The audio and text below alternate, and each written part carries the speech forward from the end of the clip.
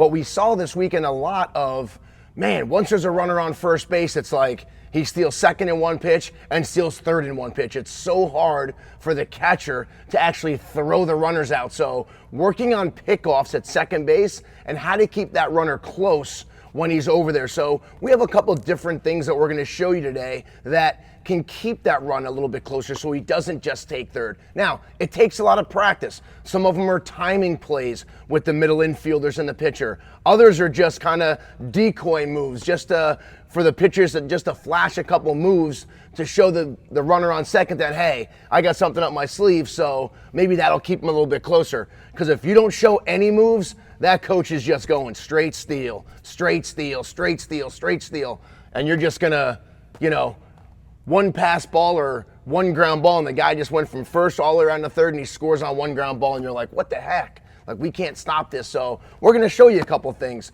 The first one is just we can show the leg over. Which one do you want to show first, Coach Steve? Let's go. You be my shortstop here. So we'll say runner on second base. We're trying to control the runner on second. Duke's the shortstop. I'm the pitcher. We'll say, runner on second, nobody out. So that guy's looking to steal. All I'm doing here as a pitcher, we'll talk about the inside move or the leg over move first. So I come set. I maybe peek at him. I come back home. But as I lift my leg, I'm going to work back towards second base. So you can call it the hang in there move. You can call it the inside move, leg over move. But notice, I'll do it sideways for you. We can't lift up and go back down and touch the ground. You can go up, go back down, and then start to turn. And this move isn't, to pick the runner off at second base. It's more so to see if he's stealing, and maybe we do catch him in a big secondary lead, or we do catch him breaking. So you see a lot of players, they come set, they do the inside move, they do one of these, and then try to throw it from here, but we don't have to throw it. All right, and more times than not, if the guy's not stealing, we're not going to pick him off there. So what I am trying to do is I come set, I give him a look, I leg over, he's stealing, now I'm going to cut him off and get him in a rundown between second and third base. Or I come set here, he takes a big secondary lead, I set my feet, and I give Duke a good strong throw at second base. So that leg over move, inside move, hang in there move is not just to pick him off second, and we don't have to throw it, but it's a really good way, and I would practice it. I set my guys at practice in a straight line, and we all work on it. We don't want to, normally pitch with this tempo, and then all of a sudden for an inside move get real stiff and give it away. The goal is to try to keep that same rhythm and same movement. So this is a pitch to home plate. This would be my hang in there move. It looks the exact same. So trying to, create a station at practice to work on that is huge. The second one would be our daylight play. So Duke's my shortstop, and you notice he just gave me the glove. So daylight is I come set, I get my sign, I come set, I give Duke a look. He's right behind the runner. I look back home. I look back. As soon as he gives me the flash, I spin, and I fire the ball to second base. So Duke's job as the shortstop there is he's kind of right in the runner's pocket. He might be getting a bigger lead. My job is to stay relaxed on the mound, not get stiff, not be staring at him waiting for it to happen. So I'm here, I come set, I give him a look, I see it, boom, and I go. Now watch my feet here. Once I come set, I'm just going to do a spin move. So my feet are literally going to replace themselves, but I'm getting into a good athletic position to throw the ball to second base. My body is going to follow my eyes, so I have to make sure I get my head around. I pick up Duke at second base, and I give him a good strong throw. So again, one more time. And if he doesn't give it to me, then I just go straight home. So I look back home, I look again, I didn't get it, and I make the pitch to home plate. In between pitches, you can have a small little sign between Duke and myself. Maybe in between pitches, he gives me one of these. He just gives me the open glove. Or he grabs the brim of his cap or grabs his ear. Something just to let me know, all right, we're working on something here. So I come set one more time, look at him, I see it, boom, and I fire to second base. That's a good one. I would definitely spend some time at practice because it's more timing than anything. More timing and just making sure that Duke and I are on the same page. So hopefully that helps.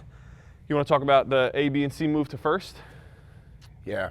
So we have a couple different signs that we'll give the pitcher. So we have the bad move, we have the good move, and then we kind of have like the delayed move that we're kind of just hoping that we can lull the base runner to sleep. So the first thing you want to do is just the play number one we'll say is the bad move. And the bad move is just the pitcher comes set, he steps off and just kind of goes really slow.